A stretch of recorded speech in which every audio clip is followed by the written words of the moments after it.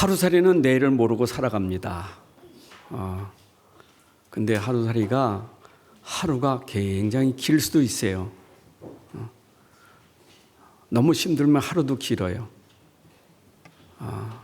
또 하루가 너무 좋아. 그래도 하루밖에 못 살아요. 인생이 영원한 존재가 아니에요. 인생은 그 연수가 70, 80세예요. 시편 90편 10절에 말했잖아요. 연수가 70이고 강건은 80이라. 그리고 인생은 이 땅에 70, 80이지만 잠깐이에요. 그래서 이사야 40장 6절부터 7절의 말씀도 보게 되면 마치 인생은 풀의 꽃과 같다. 뿌리 시들고 꽃이 떨어지면 끝나는 거예요. 인생이 꼭 그렇다 그랬어요. 근데 사람들이 이걸 잘 모르니까 잠깐은 사는 인생이 왜 이렇게 인생이 어렵고 힘들까? 힘들 때 길어요. 70도 길고 80도 길어요. 힘들면 하루 사는 것도 힘들어요. 인생은 그러요. 힘들면. 그게 누가 사자성어가 있지 않습니까? 사자성어가 아니고 일각이요 삼추라는 말이 있잖아요. 1초가 가을 3번을 보는 것 같다고. 얼마나 힘들면 3년 보는 것 같이 그렇게 힘들겠어요. 또 반대로 어떤 사람은 세상이 너무 좋은 거예요. 빨리 죽는 게 아까워. 더 살았으면 좋겠어. 그래도 죽어요. 하루살이 인생이나 하루살이나 인생이나 결국 잠깐이지 영원하지 않아요. 영원한 분은 하나님밖에 없어요. 영원하신 분은 하나님밖에 없어요. 그래서 이 땅의 모든 만물은 하나님의 지으심 받은 피조물이에요. 근데 하나님이 이 땅의 만물을 다 이렇게 멸하시고 멸망받고 다 죽게 하시지 않았어요. 처음에는 하나님과 함께 누리면서 살 수 있도록 만들어 놓으셨어요. 근데 인간이 범죄한 이후에는 문제가 온 거예요. 하나님이 지으신 만물에 인간을 하나님 만드셨잖아요. 근데 고통이 언제부터 시작됐나요? 인생의 고통이 언제부터 시작됐는가요?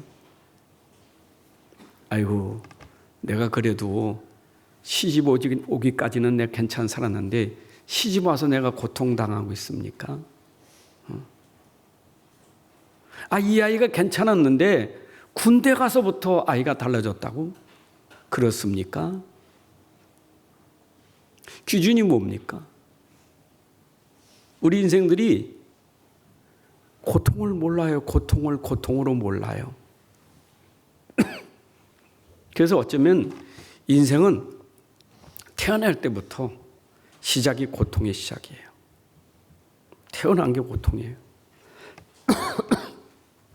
욥이 그랬잖아요. 욥이 얼마나 고통을 당했는지 차라리 나를 태중에서 짖지를 마시지. 왜 내가 태어나가지고 이렇게 고통을 당하느냐고. 너무 힘드니까 그런 얘기도 했잖아요. 여러분, 세상에 오는 것이 고통이에요. 사는 게 고통이에요. 지금 이게 이 세상이에요. 그 사람들이 지금 뭘 모르고 사느냐. 현실만 보고 있지 영적인 사실을 모르고 있는 거예요. 현실이 좋으면 현실만 좋으면 행복할 줄 알아. 내가 현실이 돈만 있으면 행복하고 내가 좀 명예야 잘 있으면 행복하고 사람들이 착각하는 거예요. 그래서 열심히 노력합니다. 수고 많이 합니다. 아이들은 열심히 공부하고 좋은 학교 가고 직장 좋은 데 들어가고 연봉 많이 받고 그래서 좋은 집 좋은 차 가지면 행복할 줄 아는 그런 착각 속에 살아가는 거예요.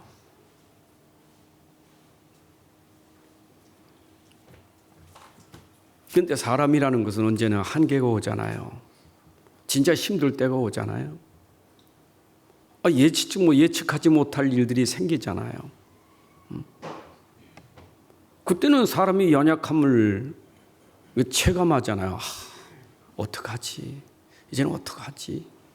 한계가 오니까. 이게 연약한 인간이에요. 현실 앞에 무너지는 연약한 인간이에요. 현실이 최고인 줄 알았는데 그 현실 앞에 무너지는 인간이에요. 나는 돈이 최고인 줄 알았는데 돈 앞에 무너지는 인생이에요. 그 인간이에요. 근데 무지하니까 영적인 건 모르는 거예요. 영적인 것만. 여러분들 오늘 이 자리에 앉은 것이 복이잖아요. 왜? 영이신 하나님 알고 있으니. 이게 복이잖아요. 여러분 보이지 않는 하나님을 안다는 게 복이에요. 보이지 않는 영적 세계를 안다는 게 복이 아니겠어요? 세상이라는 것은 눈에 보이는 세계만 있는 게 아니잖아요. 현실 세계만 있는 게 아니에요. 보이지 않는 영적 세계도 있지. 하나님도 있어요. 사단도 있어요. 죄도 있어요. 그런데 그런 건 모르고 눈에 보이는 것 그게 전부예요. 제가 오늘 새벽에도 말씀 전하면서 예수님 산상 설교하시면서 그런 말씀하셨거든요. 제자들에게 너희는 먹을 거 입을 거 마실 거 그때 염려하지 마. 그건 하나님 모르는 이방인들이 하는 거예요. 너는 그의 나라의 의를 구하고 살아야 돼. 우리의 삶은 달라요. 하나님 나라 어떻게 합니까? 하나님의 의를 어떻게 합니까? 영적인 세계를 모르는데 어떻게 그걸 아느냐고. 관심도 없어요. 하나님 떠난 사람이 하나님 알아요? 모르지요. 관심도 없어요. 영적으로 죽어 있어서 그래요. 그건 산 건, 살아있는 건 육신밖에 없어요. 여러분, 사람이 영적으로 죽은 상태에 육신만 있다? 인생이 이거 위해서 사는 건 아니거든요. 육신만 위해서 사는 건 아니잖아요. 그게 동물하고 다른 거잖아요, 사람이. 동물은 주인만 이쁘게 하면, 요새는 개도 뷔페집 있더라고요. 참, 굶어 죽는 사람들인데 개는 좋은 뷔페집이 있다니까. 그 정도가 아니에요, 지금요. 여러분, 사람이 진짜 영적 모르면 개만도 못해요. 짐승만도 못한 거예요. 안 그래요? 개는 쉬워. 주인만 오면 꼬리만 흔들어주면 돼. 그럼 다 줘. 근데 사람은 안 그렇잖아요. 아침부터 밤늦게까지 고생해야 먹을 거 생기니까. 입을 것도 먹을 것도 내가 고생해 생기잖아요. 근데 그게 전부냐고요. 내가 그렇게 아침부터 밤늦게까지 뛰면서 먹는 게 인생이 전부는 아니잖아요. 근데 우리 크리스찬들도 모르면 교회 생활이 거기에 빠져버려. 그 영적인 게 안 되는 거예요. 육신 위에서 다니는 거예요. 하나님도 육신 위에서 필요한 거예요. 하나님 나 먹을 거 입을 거 마실 거 주셔야 되지 않아요. 그 때문에 기도하지 말라는 거예요. 그건 내가 너한테 당연히 줄 거니까. 하나님 나를 알고 살라는 거예요. 하나님 알고 살라는 거예요. 여러분 우리 하나님이 우리를 만들 때는 하나님 우리를 만드실 때 우리 보고 하나님이 좋았더라가 아니고 심히 좋았더라. 만물을 다 만드시고 하나님이 심히 좋았더라. 너무 좋으신 거예요. 그냥 우리만 보고도 좋은 거예요. 하나님이 우리 보실 땐 너무 좋은 거예요. 보기만 해도. 여러분 생각해 보세요. 여러분 자녀들이 출생했는데 보기만 해도 좋지 않아요? 아우 땡강 부리고 막 그래도 좋아. 왜? 자식이니까. 얼마나 좋습니까? 아직 총각 처녀들은 잘 모를 거예요. 애기 낳아봐요. 그 좋은 게 정상이지.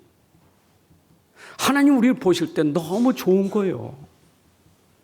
근데 왜 왼수가 됐냐고. 하나님과 왜 원수가 왜 됐습니까? 당연히 좋아야 될 하나님 당연히 좋아야 될 사람이 왜 원수가 됐을까요? 그게 영적인 것 때문에 그래요.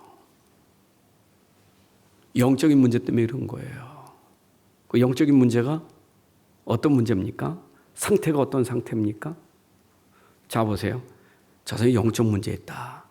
야, 영적 상태가 병들었구나. 그 상태가 뭘로 증거될까요? 우상숭배예요. 그게 우상숭배예요. 아니 나를 지으신 하나님을 찬양하고 기뻐하고 영광 돌려야 되지. 아니 그 지으신 하나님, 나를 지으신 하나님, 만물을 지으신 하나님, 그 하나님께 찬양해야 되지. 하나님을 제껴두고 만물 앞에 엎드려서 빌고 절하고. 이게 바로 하나님과 관계가 단절된 사람이에요. 그게 바로 문제라는 거예요. 영적 문제가. 여러분 지금 세상 보세요. 이 현실 세계에서 영적인 사실을 보시라고. 지금 모든 사람들이 하나님 떠나서 섬기고 있는 우상이에요. 이사야 40장 18절 19절에 보니까 그런즉 너희가 하나님은 누구와 같다 하겠느냐? 무슨 형상을 그에게 비기겠느냐? 우상은 장인이 부어 만든 것이다. 세상에 하나님 비교할 자가 어디 있어요? 그걸 하나님이라고요? 우상이 얼마나 많습니까? 꽉 찼습니다, 세상에. 하나님 모르는 사람, 하나님 모르는 가정, 하나님 모르는 나라, 우상이 꽉 찼어요. 여러분 추석 이 구정 명절에 문화를 보세요. 문화가 어떤 문화인가. 여러분 가문 문화를 보시라고. 영적 문제 기분 나쁩니까? 영적 상태를 보면 영적으로 문제가 생긴 게 아닙니까? 하나님을 섬겨야 될 사람이 우상을 숭배한다. 그게 문제 아니겠어요? 영적 문제 그러는데 영적 문제는 당연히 하나님을 찬양해야 될 사람이 우상 앞에 절하고 거기에 빌고 이게 문제 아닙니까? 아니 멀쩡한 사람이 그것도 엘리트라는 사람이 무당 앞에 찾아가고 점쟁이한테 찾아가서 그 말 듣고 따라간다. 이게 문제 아니겠어요? 정상적인 사람은 안 그렇죠. 그게 비정상이잖아요. 여러분 그 영적 문제라는 걸 너무 어렵게 생각하면 안 돼요. 나타나는 현상을 보면 알아. 현상을. 안 보이는 영인데 어떻게 알아요? 아니, 성령으로 거듭난 걸 어떻게 아냐고요? 니고데모가 몰랐잖아요. 거듭난다는 말을 못 알아들었잖아요. 그러니까 어머니 태숙에 들어갔다 다시 나와가지고 들어갔다 나오는 게 그게 거듭난 겁니까? 모르니까. 바람 불어봐야 바람이 있는 줄 알지. 나무가 흔들려야 바람이 있는 걸 알지. 영적 똑같아요. 저 사람이 영적인 상태가 지금 병들었다. 하나님 모르고 우상과 종교, 무속, 점술 이게 바로 하나님과 단절된 영적 상태 문제예요. 세계 4대 종교, 기독교도 종교에 들어갑니다. 근데 천주교, 러시아 정교회, 루터교 다 기독교예요.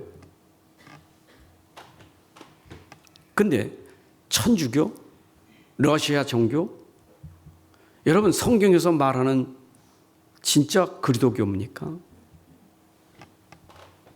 영적 상태를 모르면 다 종교예요. 국가가 종교예요 지금. 저 빈구이 가나안 나라 있잖아요. 고기 잡으러 가도요. 뭔가 뭐 연기 내가지고 뿌리고 그러고 나갑니다. 다 뭐 해야 돼? 예방해야 돼요. 다 그거 해야 돼.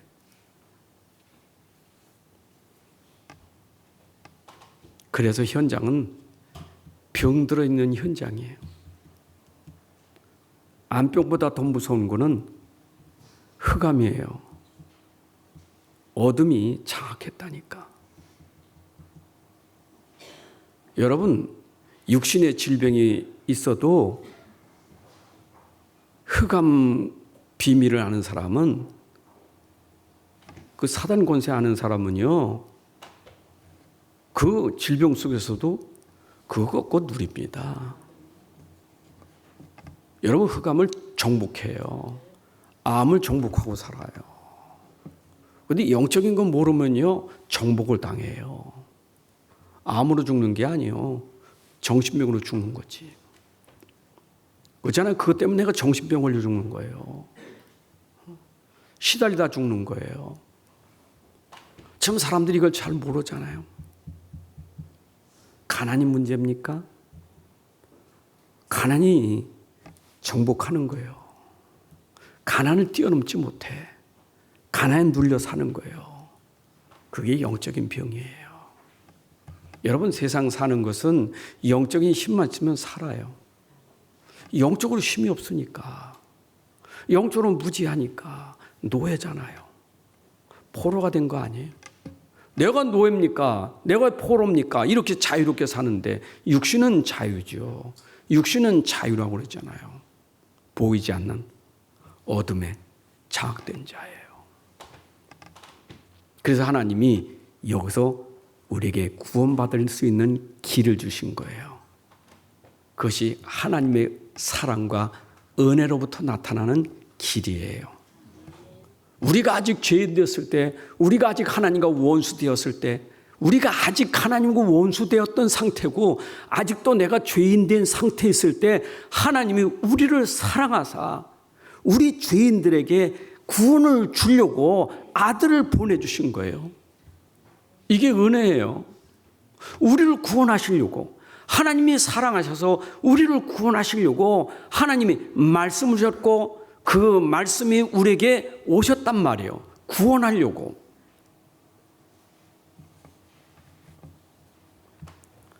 빠져나와야 돼요. 우리가 지금 이 영적 상태에 빠져나와야 돼요. 우리가 이걸 모르면 이번 명절에도, 이제 오후에도 말씀 좀 전하겠지만, 명절에도 우리는 자꾸 영적을 모르면 자꾸 우상과 싸운다고. 우상과 싸우는 게 아니라 가족하고 싸워요. 여러분, 가족하고 싸우는 게 그게 명절 아니에요. 저 우상 딴지, 저거 우상 부숴야 된다고. 우상을 숭배하는 그 사람은 몰라서 하는 거예요. 당연한 거예요. 몰라서 하는 거 아니겠어요? 그걸 가르쳐 주는 게 중요한 거지. 그걸 깨닫게 하는 게 중요한 거지. 가서 부숴버리면 되겠어요? 한때 그러지 않았습니까? 학교마다 단군 신전 만들어 놓으니까 새벽에 다니면서 단군 신전 목 부러뜨리고 깜빵에 들어갔지. 그게 뭐 우상, 그게 부수는 거, 그게 우상하고 싸우는 겁니까? 인생이 얼마나 어리석으냐면 영적인 걸 몰라요. 구원받는 게 시급한 거예요. 여러분 가정에 우상단지 섬기든 그 가족이 구원받는 게 중요한 거예요. 구원부터 시키세요. 하나님 만나면 필요 없다는 거 알게 돼 있어요. 아, 그게 복음이지. 그게 복음이지. 그 믿지 않는 가족들에게 말이에요. 아, 이 집이 우상 숭배해서 다 망하고 뭐하고 펄쩍 뛰는 거예요. 그럼 넌 예수 믿어서 잘 사냐?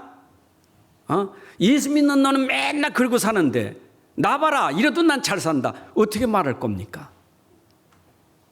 우리가 어떻게 말할 거냐고. 구원받는 게 시급한 거예요. 구원은 어떻게 받습니까? 하나님이 은혜로 주신 것을 받으면 돼요. 은혜로 주신 거 받으면 돼요. 그게 믿음이에요. 그래서 구원은 믿음으로 받는 거예요. 하나님이 주신 걸 믿음으로 받는 게 구원이에요. 여러분의 노력은 손톱만 것도 없어요. 여러분의 공로는 구원받는데 손톱만 것도 없다니까. 우리가 아직 죄인 된 상태인데, 아직 죽어 있는 상태인데 죽은 자를 어떻게 살리냐고요. 그건 하나님만 할 수 있는 거예요. 그래서 하나님은 우리에게 말씀 주셨는데 그 말씀을 내가 받기만 하면 죽은 자도 살아나요. 여러분들이 절대 안 된다고는 불치 문제가 말씀 받으면 능력이 나타나는 거예요. 그 선물 중에 최고의 선물, 은혜의 선물이 뭐냐?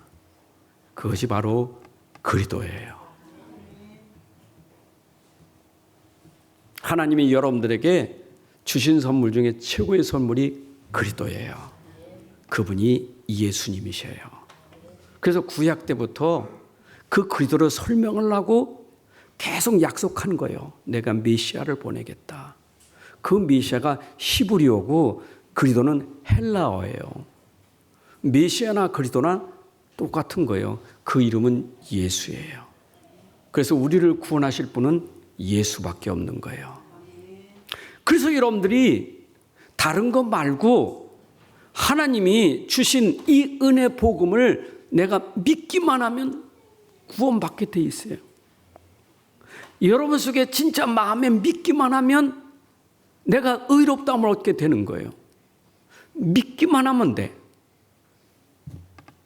여러분, 예수 믿을 때 여러분들에게 나타난 증거가 무엇입니까?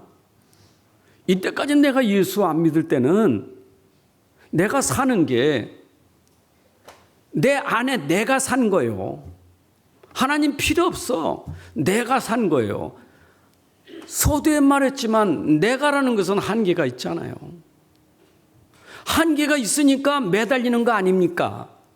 우상 앞에 매달리는 거 아닙니까? 내가 한계가 없으면 안 매달리지. 한계가 있으니까 매달리고 붙잡는 거 아닙니까? 나 좀 살려달라고, 나 좀 도와달라고, 나 좀 보호해달라고. 한계가 있으니까. 근데 그 한계를 우상 말고 나를 만드신 하나님을 붙잡으면 되는데, 하나님이 선물로 주신 그리스도만 붙잡으면 되는데, 여러분들이 진짜 그리스도를 믿고 영접하면, 여러분 속에 진짜 주인 들어오면 내가 필요 없어요. 그땐 내가 살지 않아도 돼. 내가 사는 것은 내 안에 있는 그리스도를 믿음으로 사는 것이다. 이게 구원이에요. 구원은 주인을 바꾼 게 구원이에요. 우리 인생의 주인은 그리스도가 주인이에요.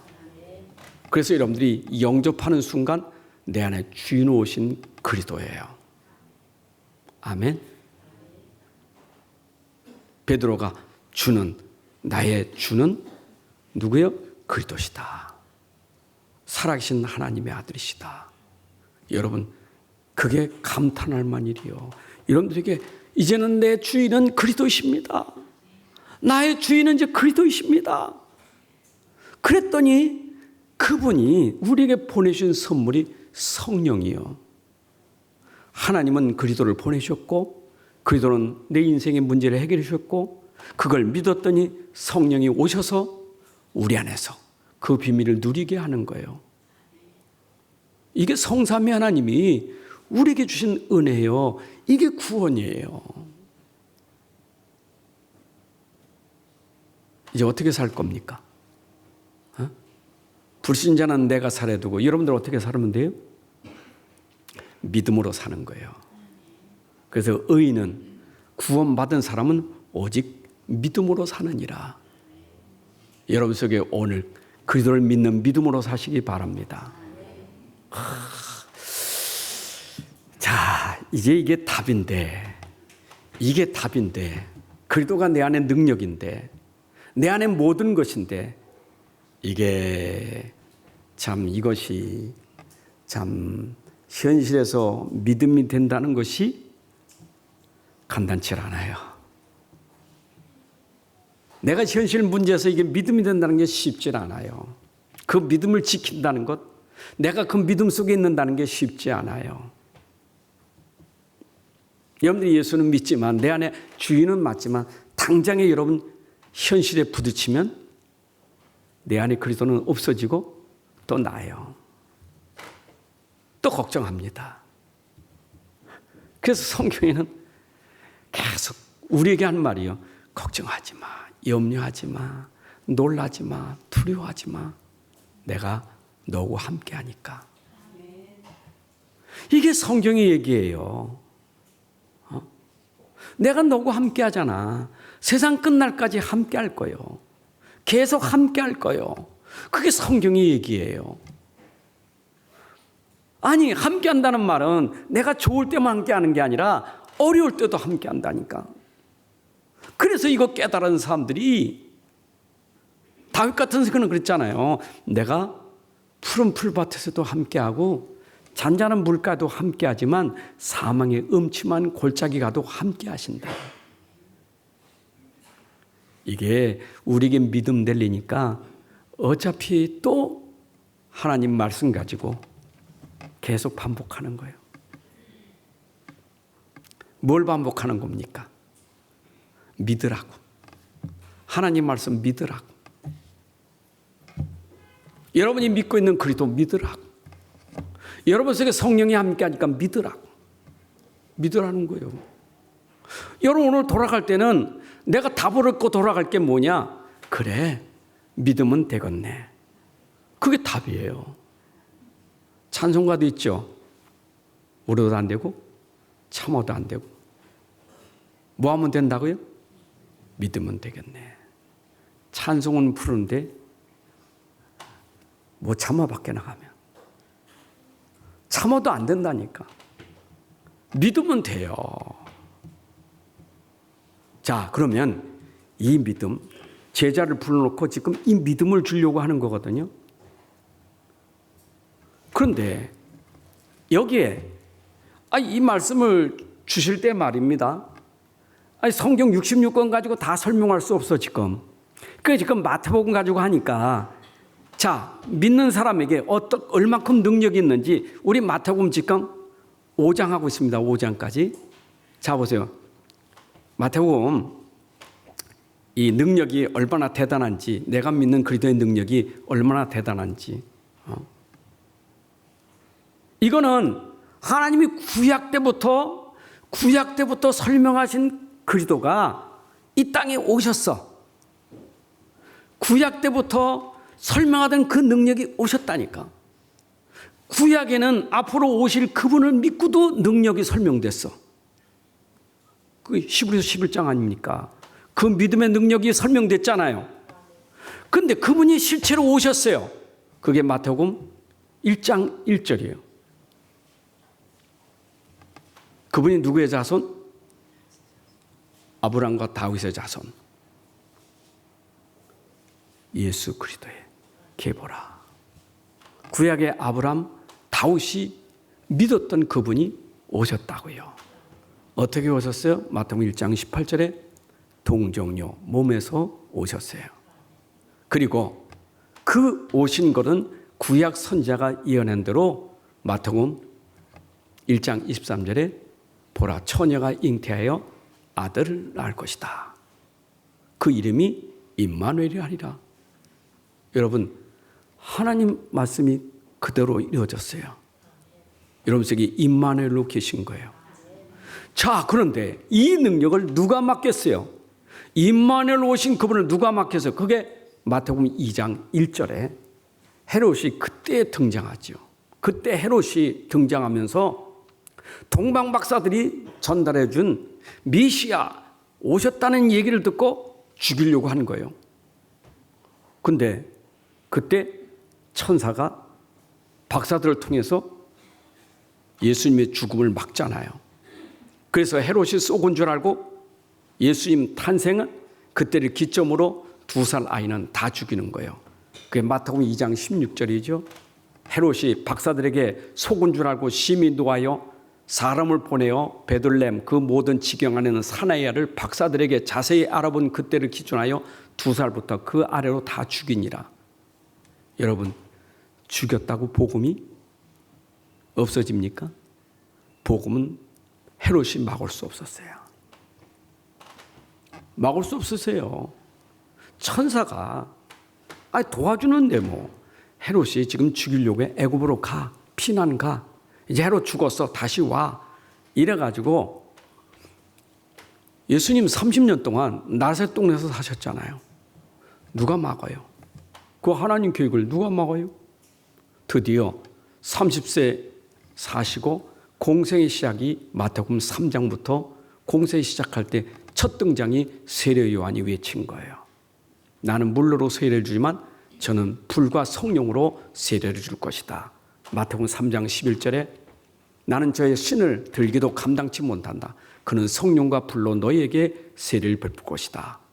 여러분, 그리스도는 불과 성령으로 세례를 주니 물 세례와 비교할 수 없는 거예요. 이게 능력이에요. 그 능력이 예수님 물에서 올라올 때 성령이 비둘기같이 임했다. 하나님의 능력이 그 머리에 임했더라. 그리고 하나님 아버지가 더 확실하게 설명 중에 이는 내 사랑하는 아들이요 기뻐하는 자다. 여러분, 이만큼 예수 그리스도는 능력임을 이렇게 설명하고 있는 거예요. 믿으라는 거예요. 지금 우리가 믿는 예수님 어떤 분이냐? 구약 때부터 예언된 그분이 와서 헤롯이 죽이려고 해도 그 능력은 막을 수가 없다. 세례요한이 외칠 때 많은 사람들이 오지만은 내가 그의 신들매 불기도 감당치 못해. 내 뒤에 오시는 불과 성령으로 너에게 세례를 줄 것이요. 아버지가 증거했어요. 물에서 올라올 때 증거됐어요. 이가 누구냐? 이는 성령이 그에게 임했다고요. 그 능력이 임했다고요. 마태복음 4장 4절에 사단이 막습니까? 아예 사단 현장에 들어갔습니다. 사단이 역사하는 현장에. 사단이 시험합니다. 예수님 말씀으로 꺾어버렸어요. 여러분 인생 여정입니다. 여러분 인생 여정 지금 하나님과 함께요. 내 안에 그리스도와 함께하는 거 누구도 막을 수 없어요. 헤롯이 막을 수 없어요. 마귀가 막을 수 없어요. 왜냐? 이기신 그분이 내 안에 계시기 때문에.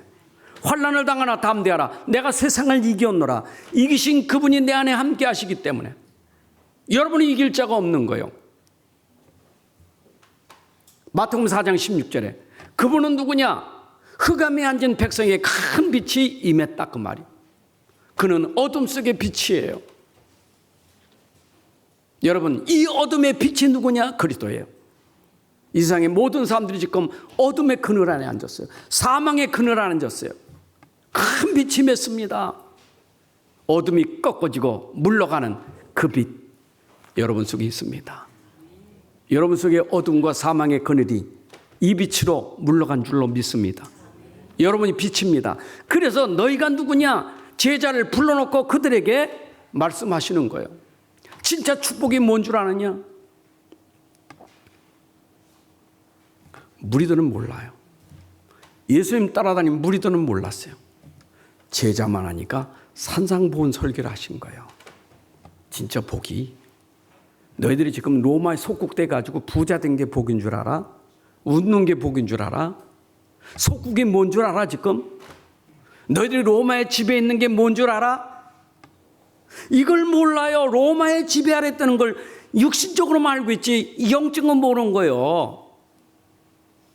그래서 그들과 타협하면서 삭개오 같은 사람, 마태 같은 사람, 세무관 아닙니까? 그 가버나움에 세무서가 있었다고요. 거기 예수님 오셔서 이게 뭔 줄 아느냐 말이요. 깨닫지를 못하는 거예요 지금. 집에 속국이 돼서 지금 노예가 된 걸 모르는 거예요. 어둠에 그늘 있으면 몰라요. 니들이 지금 그게 복이 아니요. 진짜 복은 나를 알아야 돼. 나 알아야 네가 부유한 자가 되고 네가 목마른 자가 되지 않을 것이고 네가 배부른 자가 될 것이요. 진짜 복은 그리스도가 복이에요. 여러분 그리스도를 누리셔야 돼. 너희는 이 복을 받은 사람이요? 그럼 너희가 가는 곳마다 너는 빛이 되고 소금이 될 것이요. 빛이 되어라가 아니라 소금이 되어라가 아니라 네 안에 그리스도가 있기 때문에 빛이 있기 때문에 너는 가는 곳마다 빛을 통해서 어둠을 쫓아내고 사람들을 살려낼 거예요. 저 부패하고 썩어진 사람들을 네는 소금이 되어서 그들을 살리게 될 거예요. 예수님이 지금 제자 불러놓고 엄청 일을 하시는 거예요. 그런데 오늘 본문의 말씀은 제자들이 가서 소금이 되고 빛이 되기 전에 너희들이 먼저 알아야 될 것이 뭐냐? 성경을 알아야 돼. 너희들이 가서 사역하기 전에 네가 어떻게 해야 되는지, 어떻게 살아야 되는지, 어떻게 행해야 될지 성경을 알아야 돼. 그래서 성경을 가르쳐 주는 거예요. 여러분, 예수님 당시에는 신약 성경 없어요? 바울도 신약 성경 가지고 있는 게 아니에요? 예수님 당시에 전부 구약 성경이요. 바리새인들 서기관들이 가지고 있는 구약 성경이요. 모세의 글, 선지자의 글, 시편, 이 구약 성경이 바로 이게 성경이요. 바울도 구약 성경 가지고 뜻을 풀어서 예수가 그리스도라고 설명했어요. 너희들 구약 성경이 뭔 줄 알아야 돼. 그래서 오늘 본문에 모세와 율법과 선지자의 글, 이거를 너희들이 오해하고 있다. 율법이 필요 없다. 이제는 끝났다. 구약은 끝났다. 이게 아니다 그 말이에요. 구약, 신약 하나님의 말씀이에요. 구약이 연결된 것이 신약이에요. 신약만 주장해도 안 돼. 구약만 주장해도 안 돼. 구약과 신약이 함께 가야 우리는 이 속에서 우리가 진짜 찾을 복이 있는 거예요. 진짜 응답이 여기 있는 거예요. 근데 지금 이 상황이 뭐냐? 서기관과 바리새인들이 저거는 율법을 폐하러 왔다. 율법 폐기론자. 율법 폐하러 왔다고. 그 말 듣고 저 예수 와서 율법 폐기시킨다. 왜 안식이래? 율법 지키는 안식이래. 와서 사람을 고쳐줘? 병을 고쳐줘? 밀리삭을 비벼먹어? 저건 율법을 무시하는 자예요. 유대 종교에 지금 예수님이 오셔서 지금 이런 행위를 하니까 전 율법을 무시하고 율법을 폐기하는 자예요. 전 죄인들과 같이 다니고 있고. 이래 얘기한다니까. 그래서 예수님이 오늘 제자들에게 나는 율법을 폐기하러 온 게 아니고 율법을 완전케 하려고 왔다. 이거 보세요. 구약이든 신약이든 내용이 중요한 거예요. 안식일이 중요한 게 아니라 내용이 중요한 거예요. 예배가 중요해요? 예배보다 중요한 건 예배 내용이에요. 내용이 중요하지. 바리새인과 서기관들은 맨날 껍데기요. 외형적인 거, 내용이 없어요. 내용이. 성경은 내용을 말해. 무슨 내용이냐 이거 중요한 거예요. 그럼 보세요. 구약이든 신약이든 지금 구약 가지고 하는 얘기입니다. 구약 가지고 그 내용이 뭔 줄 아느냐? 니들이 구약 율법을 자꾸 얘기하는데 그 율법의 내용이 뭔 줄 아느냐? 예수님 십자가에 죽을 때 제자들인데 그 제자 이름은 써 있지 않지만 엠마오로 내려가는 두 제자가 있었어요. 예수님 제자예요. 근데 내려가는 거예요. 예루살렘에서 내려갔다니까. 예루살렘은 저 산꼭대기고 저 밑으로 내려간 거예요. 예수님 이제 죽었으니까 실망해 내려가잖아요. 그때 부활하신 예수님이 오셔서 니들 성경 잘 알지? 율법도 잘 알고 선지자글도 잘 알고 시편도 잘 알잖아. 그게 누구에 대해서 얘기한 줄 아느냐? 누가복음 24장 27절에 모세와 모든 선지자의 글로 시작하여 모든 성경에 쓴 바 누구에 관한 것이요? 지금 예수님이 얘기한 거예요. 엠마의 제자들에게 자기에 관한 것을 자세히 설명하니라. 여러분, 모세가 쓴 것도 결국은 누구에 대하여? 그리스도 예수에 대해서 쓴 거예요. 누가복음 24장 44절에 또 이르시되 내가 너희와 함께 있을 때 너희에게 말한 바 너희가 있을 때 내가 말했잖아. 모세의 율법, 선지자의 글, 시편에 나를 가리켜 기록된 모든 것이 이루어져야 할 말이 이것이다. 구약 때부터 성경에 기록되어진 예수님의 그 일이 이루어질 것을 말한 거예요. 그러니까 오늘 그랬잖아요. 내가 율법이나 선지자를, 이 구약 성경이요. 구약 성경을 폐하러 오는 게 아니다. 여러분, 결국은 뭘 증거하려고 합니까? 거기서 그리스도를 증거하려고 하는 거예요. 구원은 그리스도밖에 없으니까. 여러분, 구원받게 하는 일이 그리스도밖에 없어요. 여러분들 지금 믿고 있는 그리스도가, 여러분들 지금 주인의 그리스도를, 지금 오늘 이 말씀 통해서 여러분들이 지금 내가 믿는 그리스도가 누구인 줄 알라고 지금 하는 거예요. 알아야 믿지. 구약 성경에 그리스도를 설명하니까 믿으라는 거예요. 그분이 보세요. 그리스도는 구약 때부터 어떤 일을 하셨습니까? 그 하신 일들이 증거된 말씀이 있잖아요. 여러분, 모든 사건 속에, 모든 인물 속에, 심지어 이스라엘 역사 속에 전부 그리스도가 증거되고 있잖아요. 여러분, 그리스도의 비밀을 알면 구원받는 거예요. 아니, 말씀이 곧 누굽니까? 하나님이시고, 말씀이 곧 누굽니까? 예수 그리스도시에요. 아니, 요한복음 1장 14절에 말씀이 육신되어 오셨잖아요. 그분은 말씀이시라니까. 그분은 약속이에요. 그분이 그리스도예요. 언약의 내용이 그리스도예요. 창세기 3장 15절의 내용이 그리스도예요. 그리스도를 붙잡으면 빠져나와요. 아벨이 못 빠져나왔어요? 아니, 가인이 왜 못 빠져나왔어요? 그리스도의 비밀을 놓친 거예요. 그걸 못 빠져나온 거예요. 아벨은 붙잡아서 빠져나왔어요. 홍수시대 사건 터졌죠.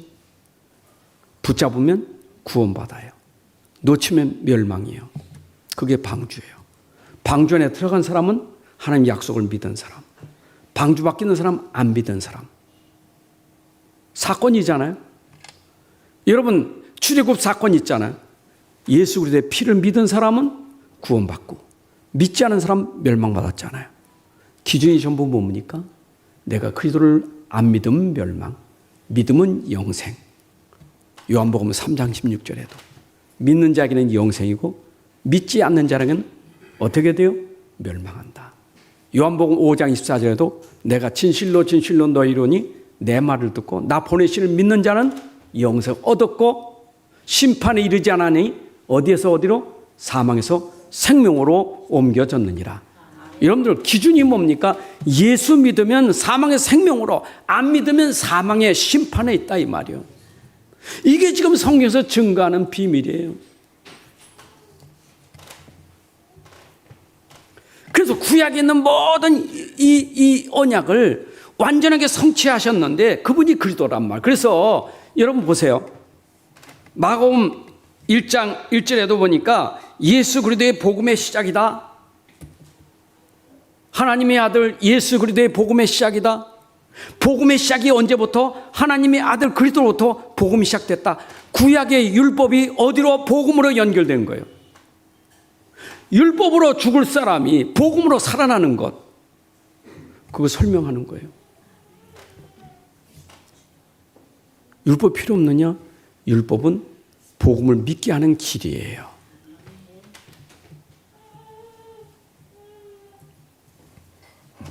그러니까 보세요. 예수님이 율법으로 말하면 우리가 다 멸망하고 죽어요. 여러분, 율법은 뭐예요? 정죄하는 거 아닙니까?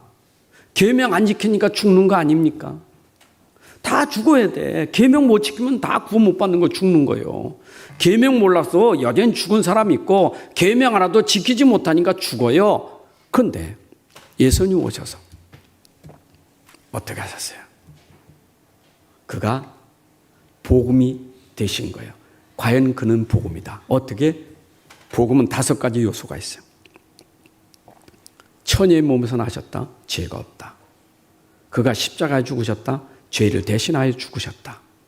부활하셨다. 그가 죽으신 것이 맞구나 하는 확인. 그리고 그는 부활하셔서 승천하셔서 예수님 하나님 보좌 우편에 앉아 계시고, 그리고 그는 이 땅에 심판주로 재림주로 오실 거예요. 이게 복음이에요. 그리스도를 믿으면 여러분이 지금 그분이 성령으로 오셔서 성령이 인태돼서 여러분 인생 문제를 다 감당하시기 위해서 십자가에 죽으신 거예요. 그게 복음이에요. 복음의 시작. 예수님이 이제 십자가 주시기 위해서 죽기 위해서 지금 시작이 된 거예요. 이제 예수님의 출발은 죽기 위한 출발이에요. 죽으려고 오신 거예요. 죽으러 오시니까 죽는 길을 가는 겁니다. 지금 우리를 위하여, 우리가 죽어서 멸망받을 것인데 예수님이 죽으시려고 지금 가는 거예요. 지금 저 겟세마네로 가는 길이에요. 핍박받으면서 모욕받으면서 고난다 가시는 거예요. 지금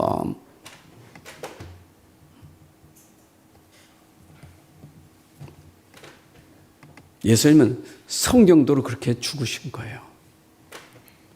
여러분 고린도서 15장 3절에도 그랬죠. 성경대로 그는 성경대로 죽으시고 성경대로 다시 살아나셨느니라. 예수님의 그 죽으심과 부활은 복음이에요.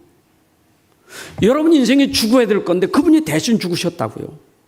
그분이 살아나셔서 여러분 잠자는 자들의 첫 열매가 되신 거예요. 우리는 예수 믿으면 예수와 함께 죽고 예수와 함께 다시 사는 이 축복을 받은 사람 아닙니까? 이거 설명되잖아요. 사도행전 17장에 데살로니가 지역에 들어가서 바울이 성경 가지고, 무슨 성경? 구약 성경 가지고 하는 거예요. 구약 성경.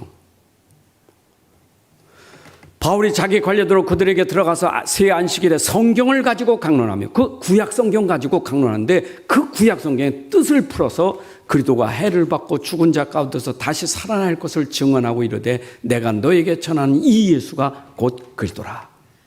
여러분 구약 성경을 가지고 바울이 그 뜻을 풀어서 그가 죽으시고 부활하실 것 설명하면서 이분이 그리스도시다. 예수는 그리스도십니다.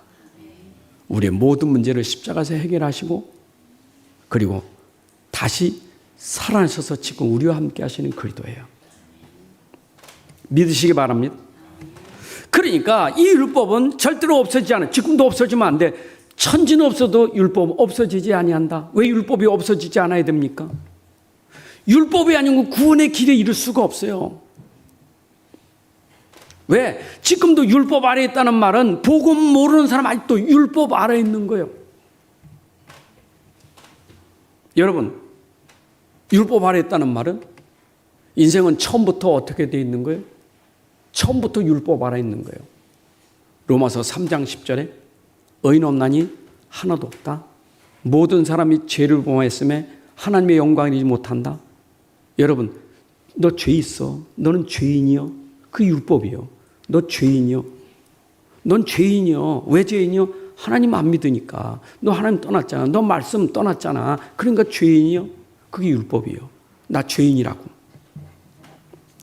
로마서 5장 12, 13절에 보니까 한 사람으로 말미암아 죄가 세상에 들어왔고 죄로 말미암아 사망이 들어왔나니 이와 같이 모든 사람이 죄를 지었으므로 사망이 모든 사람에게 이르렀느니라. 한 사람 아담이 죄를 지므로 그 죄가 우리에게 왔다고, 사망에 왔다고요. 그런데 죄가 율법이 있기 전에도 세상에 있었다 그 말이에요. 율법 주기 전에도 죄는 세상에 있었다고요. 왜냐? 아담 안에서 모든 사람은 율법이 있기 전에도 다 죄인이었다고. 그런데 율법이 없을 때는 그들이 죄를 죄로 여기지 않았다. 율법을 모르니까 내가 죄인인 줄 몰라. 죄인이 죄인 줄 몰라. 그런데 내가 어떻게 죄인인 걸 알았습니까? 하나님의 말씀, 율법을 통해서 내가 죄인인 걸 알게 된 거예요. 여러분 생각해 보세요. 하나님 말씀 속에 있는 율법을 여러분들에게 대봐야, 여러분들 그 대봐야 내가 죄인인 거 알잖아요. 내 얼굴에 뭔가 묻었는지 안 묻었는지 보려면 거울이 있어야 돼. 여러분 얼굴 볼 사람 있어요?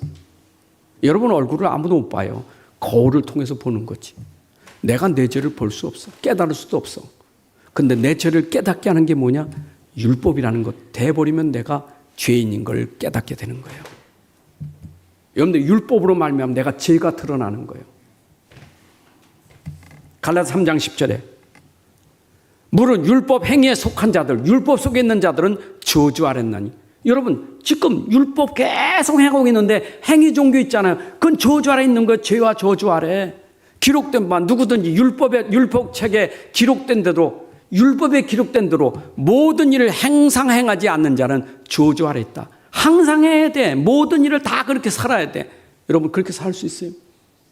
못 사니까 저주 아래 있는 거예요. 그러므로 율법의 행위로 의롭다 하심을 육체가 있습니까? 아무도 없어요.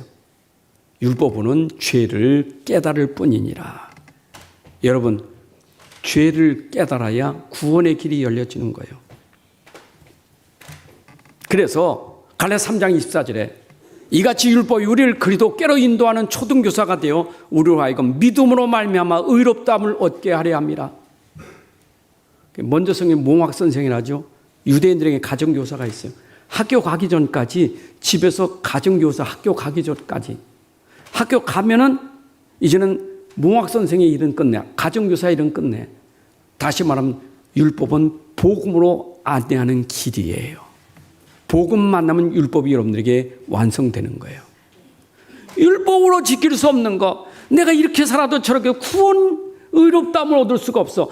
어떻게 내가 의인이라 칭함을 얻을 수 있겠어요? 내가 어떻게 구원받을 수 있겠어요? 그래서 율법은 너가 죄인이여, 너가 죄인이니까 넌 예수 믿어야 돼. 예수가 너에게 구원이여 라는 말을 내가 믿는 순간 율법 행에서 벗어난다 이 말. 내가 의롭게 된다 그 말이에요.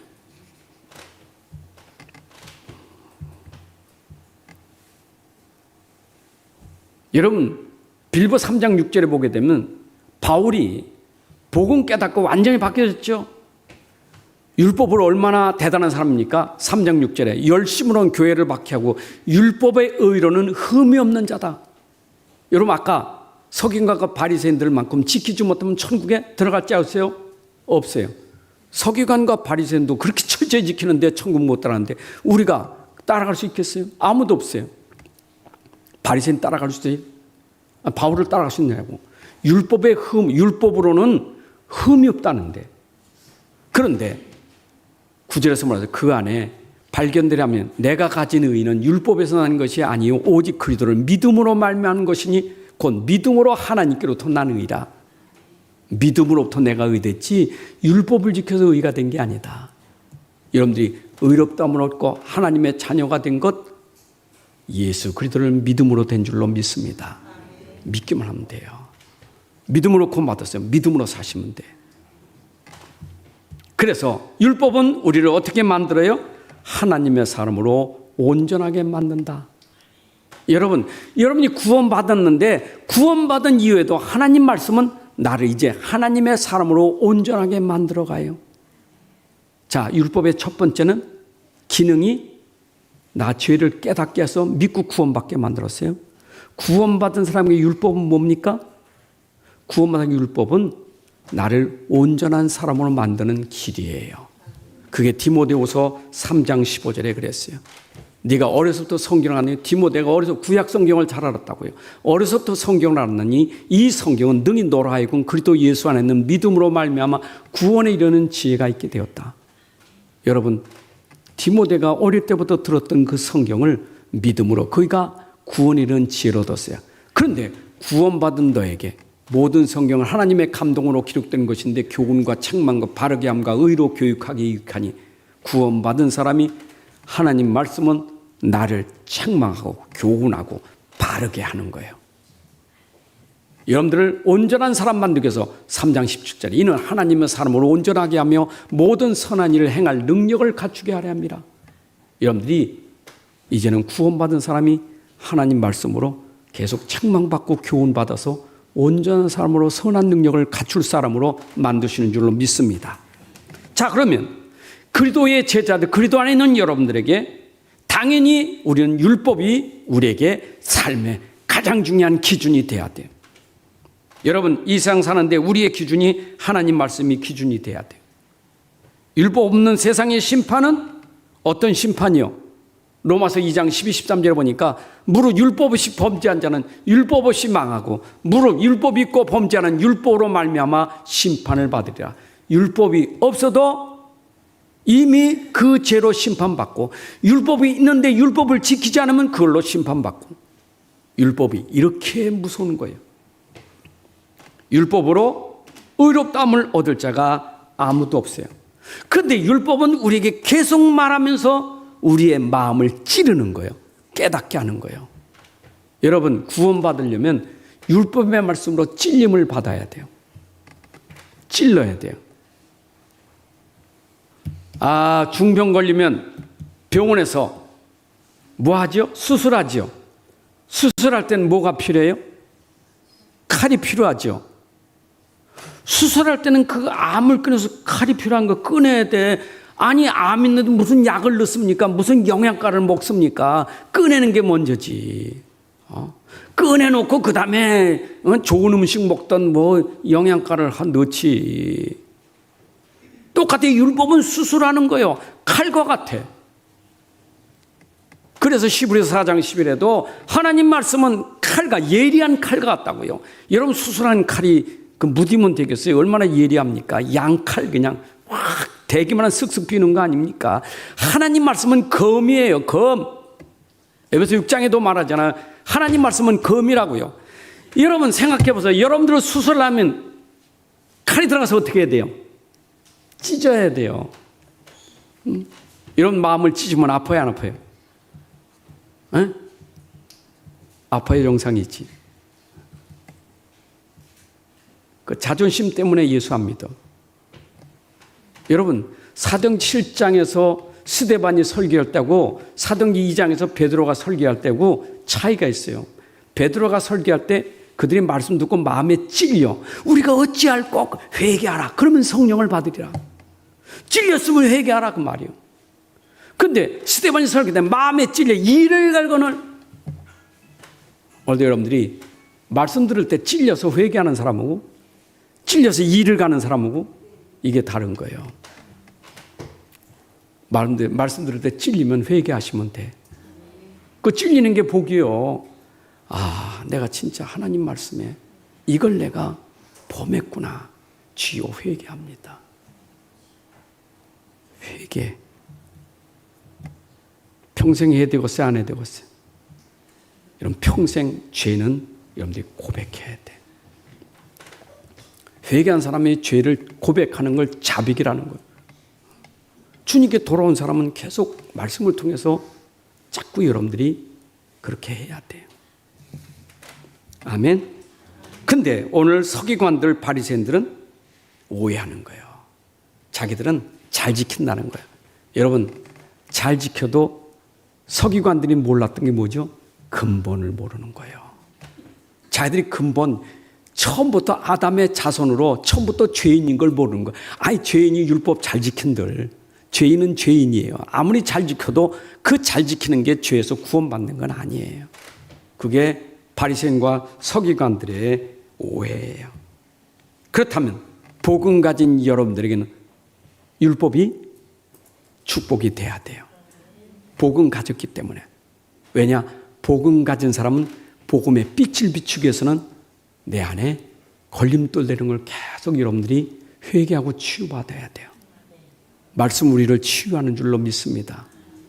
자, 오늘 본문 말씀은 그 다음에 말씀을 주시기 위해서 서론으로 주신 말씀이에요. 그 다음에 말씀은 어떤 말씀이냐? 계명의 말씀이에요. 그 다음에 말씀이 계명이에요. 자, 율법이나 그 다음에 이제 진짜 계명이 나옵니다. 10계명 중에 4계명이 나오고 5계명부터는 뭐가 나오죠? 이웃에 대해서 5계명에 네 부모를 공경하라. 그리고 살인하지 마라, 간음하지 말라 나오죠. 여러분, 그 다음에 너는 세상의 빛이요, 너는 세상의 소금이요. 그러면 네가 이 말씀을 지킨다면, 네가 이 말씀을 깨달았다면 너는 살인하면 안 되고 너는 간음하면 안 돼. 하나님 말씀이 살인하는 거, 미워하는 거 회개해야 되겠죠. 회개해야 되겠죠. 그래야 소금이 되는 거예요. 그게 빛이 되는 거예요. 이게 안 되면 내가 살인하지 말라 계명으로 구원받는 게 아니야. 구원받은 사람, 너는 이제 빛이 되기 때문에, 넌 소금 돼야 되기 때문에 너는 가서 사람을 미워하거나 사람을 죽이는 자가 아니라 사람을 살리는 자가 돼야 돼. 간음하지 마라. 네가 가서 사람을 힘들게 어렵게 만들고 상처 주고 고통 주는 그런 일 하지 말고. 안 그래요? 복음 가졌다고 못된 짓 다 하고 살면 그게 빛이요 소금입니까? 복음 가진 사람은 빛이 되고 소금 되려면 계명을 더 잘 지켜야 돼요. 율법 폐하는 게 아닙니다. 율법 폐하는 게 아니에요. 구원 못 받은 사람에게는 율법을 통해서 구원받고, 구원받은 사람이 율법을 통해서 선한 일을 행할 능력을 갖추게 하려고 오늘 말씀을 주신 줄로 믿습니다. 우리의 정체성이 분명해야 돼요.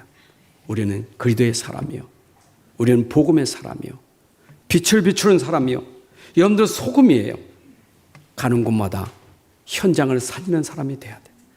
모든 장소에서 모든 사람에게 여러분들은 살리는 사람이 돼야 돼요. 그것이 어디에서 보여지느냐? 여러분 삶 속에서 보여지는 그리스도가 돼야 돼요. 내 안에 그리스도는 빛이라고요. 삶 속에서 그리스도의 빛이 나야 돼요. 삶 속에서 그리스도의 소금이 나타나야 돼요. 골로새 말씀처럼 여러분들의 소금을 맛을 내게 한다. 여러분의 말이 맛을 나게 해야 돼. 그게 소금이에요. 말부터라도 여러분들이 좀 맛깔나는 말을 해야 돼. 사람에게 맛을 주는 말을 해야 되지. 그냥 말이 꼭 가시도 치고 막 신경이 나고 짜증나게 만드는 말. 소금 돼야 돼요. 오늘도 복음의 사람은 말이라도 소금을 치게 하든 빛이 되라 그 말이. 그리고 여러분들은 도리어 바리새인과 서기관 같은 사람들을 살릴 자가 돼야 돼요. 오늘도 율법 속에 빠진 사람들, 복음 몰라서 율법 속에 빠진 사람들, 교회 오면 오늘도 아직도 서기관들 많아요, 바리새인들 많아요. 싸우지 말고 살리는 사람 돼야 돼요. 그들과 변론하지 말고 말다툼하지 말고. 예수님 말다툼 안 했어요. 서기관과 바리새인들과 말다툼 안 했어요. 여러분들이 교회에 오면 많아요. 윤리도덕 주장하고 율법 주장하고 옳다 그러다 주장하는 사람 많아요. 복음은 그걸 초월하는 사람이에요. 그걸 살리는 사람이에요. 복음 가진 사람 먼저 누리고 복음 가지고 현장 살리는 빛과 소금이 되시기를 주님의 이름으로 축복합니다. 아버지 감사합니다. 오늘도 우리에게 또 말씀 주시니 감사합니다. 하나님의 율법은 우리를 구원에 이르게 하는 지혜요, 그 율법이 우리의 죄를 깨닫고 회개하여 예수 믿게 하신 것 감사하고 의롭다함을 얻게 한 것 감사합니다. 이제 구원받은 우리가 계명을 잘 지켜서 우리 현장에 선한 일을 하게 하시고 하나님께 영광 돌리는 열매를 맺게 하여 주옵소서. 그래서 율법을 폐하는 자가 아니라 내 안에 그리스도로 말미암아 율법이 완성되어지는 축복을 누리게 하여 주옵소서. 예수 그리스도의 이름으로 기도합나이다. 아멘. 이제는 우리 주 예수 그리스도의 은혜와 아버지 하나님의 크신 사랑과 성령님의 내주 인도 역사 충만하심이 오늘 함께 예배한 주의 백성들 머리 위에 가정과 산업과 후대들 속에 이제부터 영원까지 함께할지어다. 아멘.